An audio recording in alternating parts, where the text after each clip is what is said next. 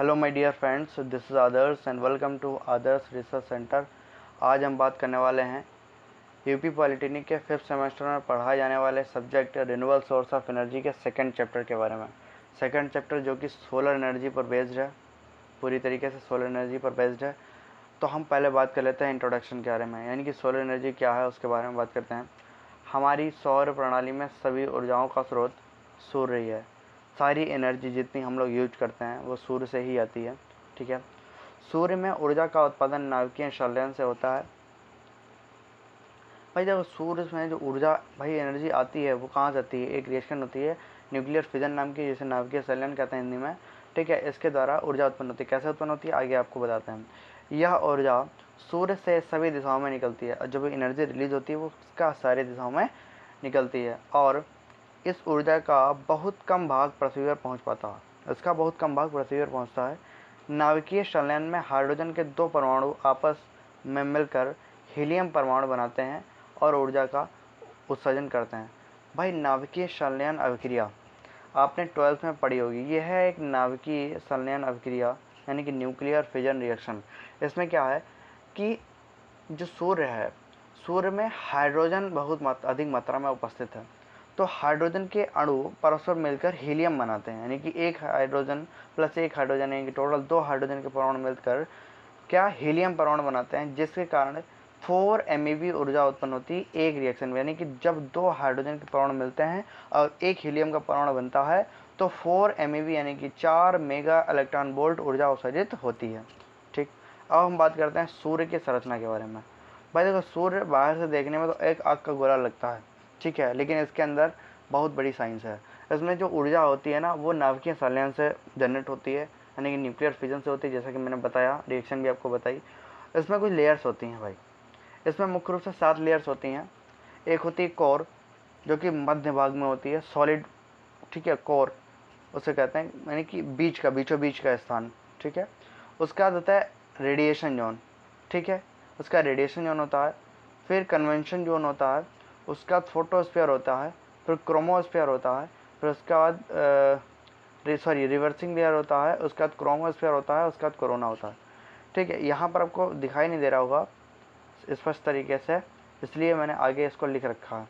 ठीक है, क्योंकि ये बहुत छोटा सा डायग्राम था और इसी में लिखना था सब।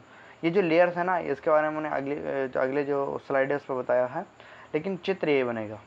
ठीक है, इसको आप चित्र बना दीजिए। फोटोस्फीयर पे आयंस की उपस्थिति दिखाई गई है। ठीक है, वो आप बना सकते हैं। अब मैं इसके अगले स्लाइड पर चल के इसके जो जितनी भी लेयर्स हैं उनके बारे में आपको बताता हूँ। सूर्य की संरचना, एक मिनट, सूर्य की संरचना को निम्न भागों में बांटा गया है। भाई सूर्य में कितनी लेयर्स हैं? टोटल 8 लेयर्स हैं अगर कोर को मिला लिया जाए तो। ठीक है, हाँ। अब जो पहली कोर है, पहली जो लेयर है उसके कहते हैं कोर, जो कि मध्य भाग है। उसके बाद आती है रेडिएशन जोन, जिसका रेडियस है 0.23 से 0.7। ठीक है, रेडियस ये क्या है? त्रिज्या है उसकी। ठीक है, रेडिएशन जोन की, किसके केंद्र से। उसके बाद कन्वेंशन जोन है। ठीक है, उसका डायमेंशन दी गई है। उसके बाद फोटोस्फीयर है, उसके बाद रिवर्सिंग लेयर है, उसके बाद क्रोमोस्फीयर है, उसके बाद ट्रांजिशन लेयर है, उसके बाद कोरोना है। कोरोना सबसे बाहरी भाग है। ठीक है, ये एक्चुअली पेपर में नहीं पूछा था, लेकिन आपकी जानकारी के लिए ऐसे आपको मालूम होना चाहिए कितनी लेयर्स होती हैं। या पूछ भी सकता है भाई, क्योंकि BTB को ये पता रहता नहीं है कहाँ से क्वेश्चन उठा दे। तो 1 से 8 तक ये लेयर्स होती हैं सूर्य में। इसका आप याद कर लीजिए अच्छी तरीके से, आपको ये जानकारी अच्छी भी लगेगी। तो कितनी 8 लेयर्स होती हैं, कौन कौन सी होती है? एक कोर होती है, फिर रेडिएशन जोन होती है, फिर कन्वेंशन जोन होती है, फिर फोटोस्फीयर होती है, फिर रिवर्सिंग लेयर होती है, फिर क्रोमोस्फीयर होती है, फिर ट्रांजिशन लेयर होती है, और लास्ट में आती है अपनी कोरोना, जो कि सबसे बाहरी सतह होती है सूर्य की। ठीक है, मैंने आपको फिर बताया, मैं आपको फिर बता दूं आपकी जानकारी के लिए, कि जो सूर्य है ना वो आपको आग का गोला दिखाई देता है। उसके अंदर न्यूक्लियर फिजन यानी कि नाभिकीय संलयन से ऊर्जा उत्पन्न होती है, जिसमें 2 हाइड्रोजन नाभिक मिलकर एक हीलियम परमाणु बनाते हैं, जिसके कारण बहुत अधिक ऊर्जा उत्पन्न होती है। जब एक हीलियम परमाणु बनता है तो 4 MeV यानी कि 4 मेगा इलेक्ट्रॉन वोल्ट ऊर्जा उत्पन्न होती है। ठीक है, ये कंपटीशन की दृष्टि पर बहुत अच्छा पॉइंट है, पूछ सकता है कंपटीशन में। फिर क्या है? Relationship between sun and earth. भाई सूर्य और पृथ्वी में रिलेशन क्या है? भाई जो पृथ्वी है वो सूर्य का चक्कर लगाती है, ठीक है, हाँ मालूम है। अब बात क्या आती है सूर्य और पृथ्वी के बीच की दूरी, और सूर्य का डायमीटर क्या है और पृथ्वी का डायमीटर क्या है उसके बारे में। जो सूर्य का जो व्यास है यानी डायमीटर है वो है 1.39 इंटू 10⁹ मीटर, ठीक है।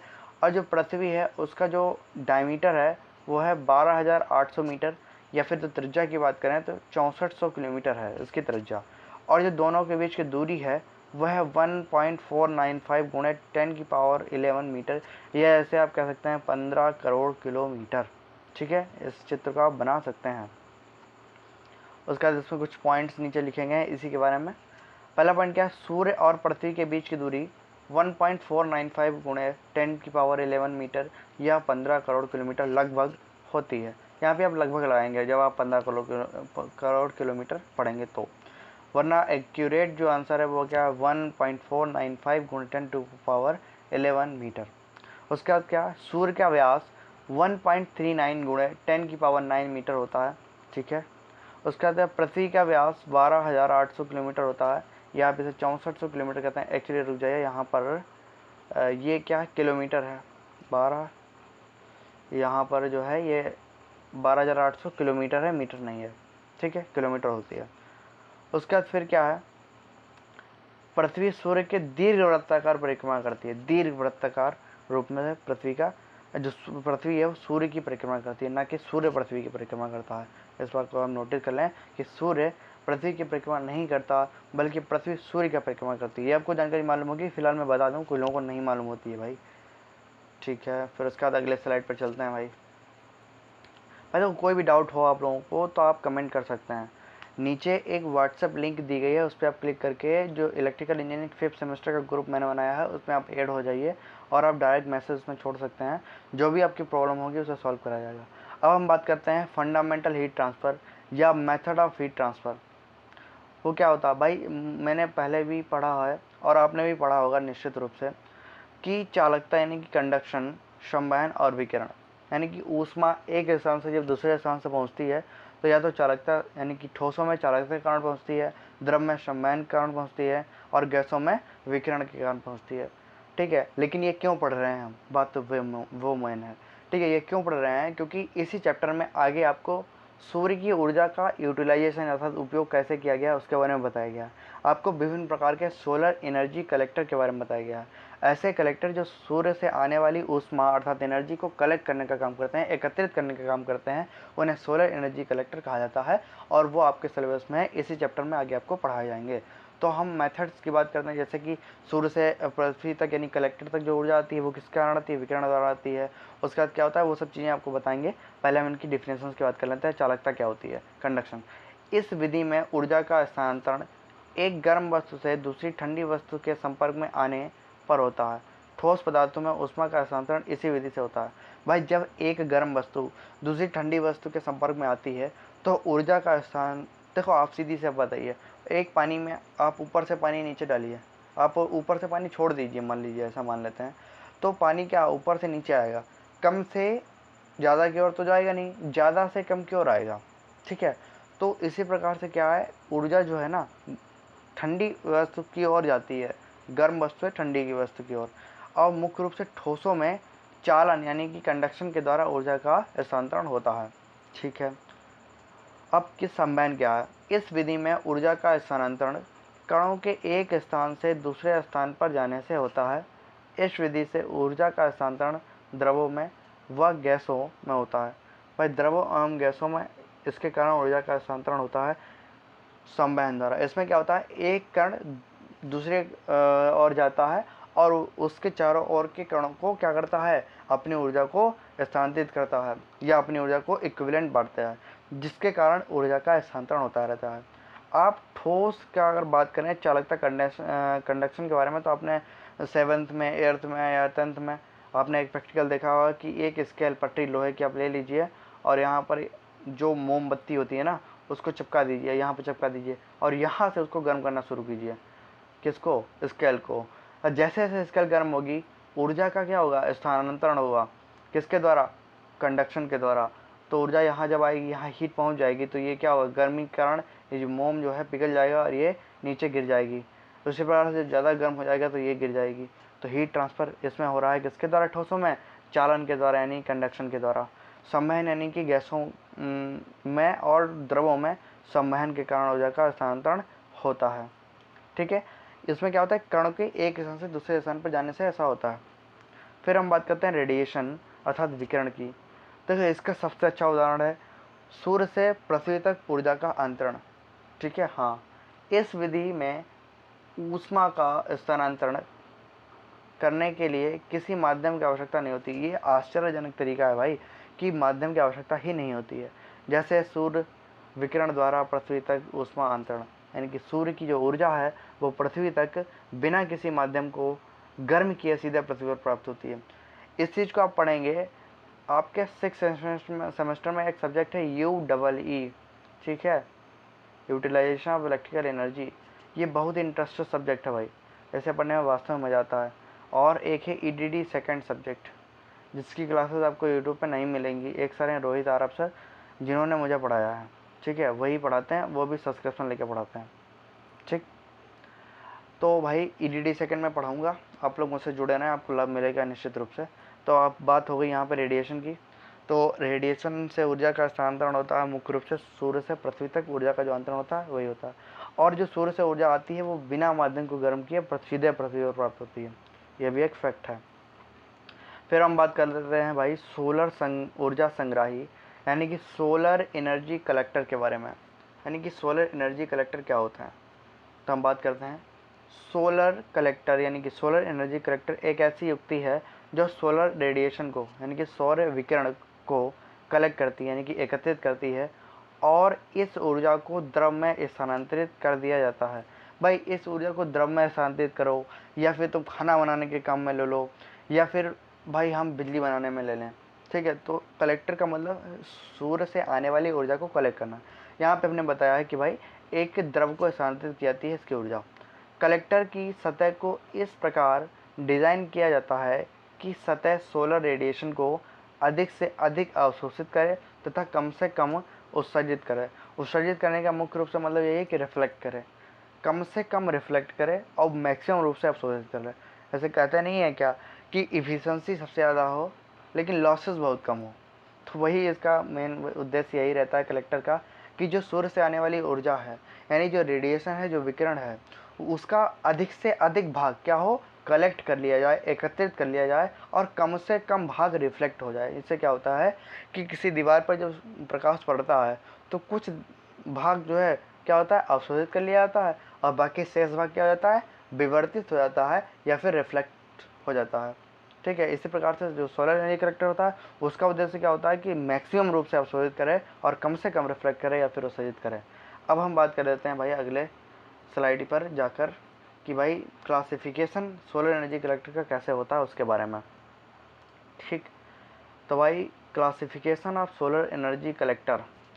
सोलर एनर्जी कलेक्टर कितने प्रकार के होते हैं, तो सोलर एनर्जी कलेक्टर को दो प्रकार से मुख्य रूप से बांटा गया है।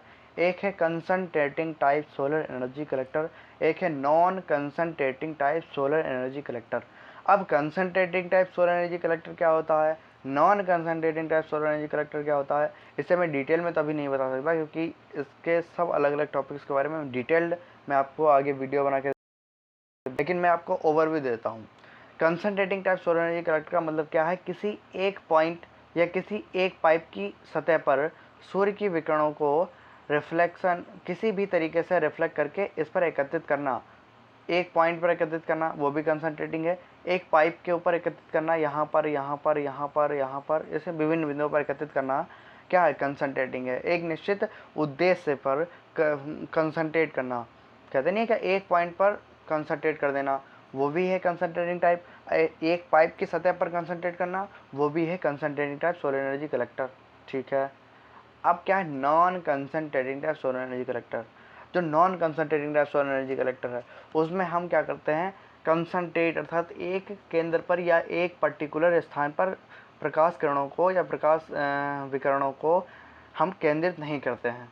ठीक है, अब बात करते हैं concentrating type solar energy collector के टाइप के बारे में। उसके बाद क्या focusing type solar energy collector, उसके बाद क्या non focusing type solar energy collector. Focusing type solar energy collector का मतलब क्या है, focusing type solar energy collector में क्या होता है, एक फोकस पर सभी प्रकाश किरणों को एकत्रित करना ही किया जाता है। ठीक है, उसके अंदर focusing type solar energy collector में क्या होता है, एक पॉइंट पर यानी एक फोकस पर सभी प्रकाश किरणों को कलेक्ट किया जाता है। और जो non focusing type solar energy collector होता है उस पर क्या होता है कि एक पर्टिकुलर पॉइंट पे हम सोलर रेडिएशन को कलेक्ट नहीं करते हैं। ठीक है, ये होता है नॉन, किसी जैसे ही एक पाइप पर, तो क्या एक फोकस पे तो आप कलेक्ट नहीं करेंगे, पाइप के एक सिरे पर भी आए प्रकाश कलेक्ट होगा यानी कि ऊर्जा कलेक्ट होगी, और दूसरे बिंदु पर और मध्य बिंदु पर भी, और उसके बाद वाले बिंदु बचे हुए बिंदुओं पर भी होगी। तो ये क्या होगा, non focusing type solar energy collector. लेकिन ये concentrating type solar energy collector है। ठीक है, फिर उसके बाद हम बात कर लेते हैं भाई non concentrating type solar energy collector के पार्ट के बारे में। इसका सिर्फ एक ही टाइप है, वो क्या है, flat plate solar energy collector. अब flat plate solar energy collector क्या होता है, एक सिंपल सी प्लेट होती है, ठीक है, और उसके ऊपर प्रकाश किरण पड़ती है और वो अपनी संपूर्ण ऊर्जा जो कलेक्ट करके एक द्रव को स्थानांतरित करती है। ठीक है, इसके बारे में आपको अगली वीडियो में बताया जाएगा, इसी से शुरुआत करेंगे पहले। ठीक है, हाँ। अब जो focusing type solar energy collector है उसके अंतर्गत आते हैं 2 पॉइंट, इसमें point focusing type solar energy collector और एक होता है line focusing type solar energy collector. ठीक, अब point focusing type solar energy collector होता है, line focusing type solar energy collector क्या होता है, आप आगे जाएंगे तो उसका क्लासिफिकेशन आपको बताया जाएगा, अभी आगे वीडियो में बनाऊंगा। अब जो focusing type solar energy collector है उसका पार्ट क्या है, मैं थोड़ा इरेज कर देता हूँ जिससे आपको स्पष्ट दिखे। अब जो focusing type solar energy collector है इसका पार्ट क्या है, पैराबोलिक टफ रिफ्लेक्टर है, मिरर स्ट्रिप रिफ्लेक्टर है, फ्रेस्नेल लेंस कलेक्टर है, पैराबोलिक डिस्क कलेक्टर है। अब हम सबके बारे में आपको बताते हैं। पैराबोलिक डिस्क कलेक्टर में एक डिस्क लगी होती है, जैसे कि आपकी छत पे भाई टीवी सबके घर होगी तो डिश टीवी भी लगी होगी, तो उसके ऊपर एक एलएनबी और एक डिस्क भी लगी होगी जो कि सिग्नल कलेक्ट करती है। उसी प्रकार से होता है एक पैराबोलिक डिस्क कलेक्टर। ठीक है, जहाँ एलएनबी लगी होती है वहाँ पे हम सारी ऊर्जा को कलेक्ट करते हैं, और इस प्रकार के सौर एनर्जी कलेक्टर में आप 3000 डिग्री सेल्सियस तक तापमान प्राप्त कर सकते हैं। 3000 डिग्री सेल्सियस बहुत ज़्यादा होता है। ठीक है, तो इसके द्वारा आप सोलर एनर्जी पावर प्लांट भी बना सकते हैं। ठीक है, अब ये क्वेश्चन आपको आ सकता है तो आप यहीं से आप पॉइंट पकड़ के लिख सकते हैं कि जो पैराबोलिक डिस्क कलेक्टर है जो कि focusing type solar energy collector का ही एक रूप है, उसके द्वारा 3000 डिग्री सेल्सियस तक तापमान उत्पन्न किया जाता है, जो कि एक द्रव अर्थात जल को वाष्प में परिवर्तित करने के लिए पर्याप्त है, अर्थात उससे स्टीम बनाई जा सकती है। इसलिए उस स्टीम को टरबाइन में भेजकर क्या मैकेनिकल एनर्जी प्राप्त की जा सकती है सॉफ्टवेयर, और मैकेनिकल एनर्जी को हम क्या जनरेटर के द्वारा एसी यानी कि एसी करंट में बदल सकते हैं, डीसी करंट में बदल सकते हैं, यानी कि कुल मिला के इलेक्ट्रिकल एनर्जी में कन्वर्ट कर सकते हैं। तो इस प्रकार से सोलर एनर्जी पावर प्लांट हम इसके द्वारा लगा सकते हैं। उसके बाद है Fresnel lens collector. Fresnel lens एक विशेष प्रकार का लेंस होता है जो कि एक फोकस पर सभी प्रकाश किरणों को केंद्रित करने का कार्य करता है। इस प्रकार के सोलर एनर्जी कलेक्टर में फ्रेस्नेल लेंस का प्रयोग किया जाता है। उसके बाद क्या है, mirror strip reflector. Mirror strip reflector क्या होता है, मिरर जैसे आपने देखा होगा उसमें क्या होता है कि सूर्य के सामने करने से आपको थोड़ा सा दिखता है, किसी की आँख पे लगाते हैं तो वही चीज़ें हैं थोड़ी थोड़ी सी, वहाँ से आप टॉपिक लीजिए, आइडिया वहीं से आता है। देखो जो जनरली हम देखते हैं समाज में वही होता है। बस जैसे क्या था, न्यूटन ने गुरुत्वाकर्षण का खोज किया, तो गुरुत्वाकर्षण की खोज कैसे हुई भाई, फल तो पहले भी नीचे गिरते थे, प्रत्येक वस्तु ऊपर से नीचे गिरती थी, लेकिन किसी ने उस पर फोकस नहीं किया। तो भाई उन्होंने फोकस कर लिया और उन्होंने एक सिद्धांत दे दिया जिससे हमने गुरुत्वाकर्षण का सिद्धांत बोल दिया। ठीक है, तो इसी प्रकार से होता सब यही है, बस आपको फोकस करने की आवश्यकता है। तो मिरर स्ट्रिप रिफ्लेक्टर में क्या होता है, एक मिरर की स्ट्रिप्स होती हैं, ठीक, छोटी छोटी, उनको इस प्रकार से व्यवस्थित किया जाता है कि पड़ने वाला प्रकाश एक बिंदु पर केंद्रित हो जाए। ठीक है, पैराबोलिक टफ रिफ्लेक्टर में क्या होता है, एक पैराबोलिक रिफ्लेक्ट करने वाला एक मिरर होता है पैराबोलिक आकार का, उससे रिफ्लेक्ट करके आप प्रकाश कलेक्ट किया जाता है एक बिंदु पर। ठीक है, तो पैराबोलिक टफ रिफ्लेक्टर, इन सब के बारे में डिटेल में आगे पढ़ेंगे। ठीक ठीक है, इसको मैं इरेज कर देता हूँ जिससे आप लिख सकें, और आप वीडियो पुश करके लिख सकते हैं आराम से। और आपको कुछ भी ना समझ में आए ना भाई तो आप कमेंट कर सकते हैं निश्चित रूप से, और नीचे व्हाट्सएप लिंक दी गई है उस पर आप जाके क्लिक करके इलेक्ट्रिकल इंजीनियरिंग 5th सेमेस्टर जो ग्रुप है उसको ज्वाइन कर सकते हैं, और वहाँ पे आप अगर कोई क्वेश्चन पूछेंगे तो उसका जवाब मैं ज़रूर दूंगा।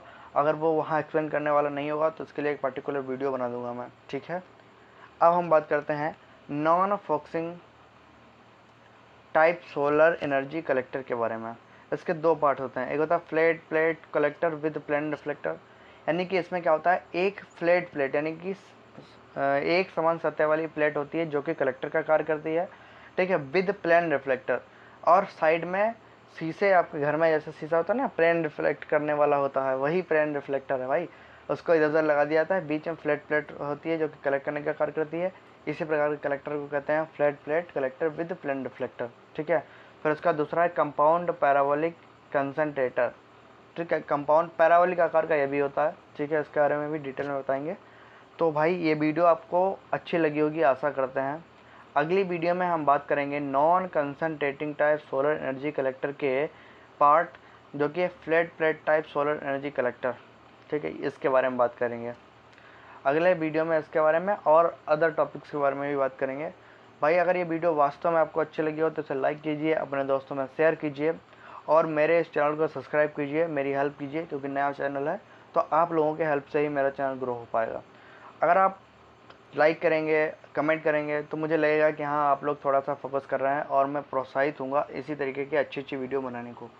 इसलिए आपसे अनुरोध यही है कि आप कमेंट करें, जिससे कि मुझे आपकी जानकारी मिल सके कि आप क्या चाहते हैं। भाई मैं वीडियो ऑन डिमांड भी बनाता हूँ, कि आपकी डिमांड के अनुसार आप एक किसी भी टॉपिक पे आप बता दीजिए, मैं 1 से 2 दिन में उस पर वीडियो बना के आपको पब्लिक कर दूँगा, आप उसे देख सकते हैं।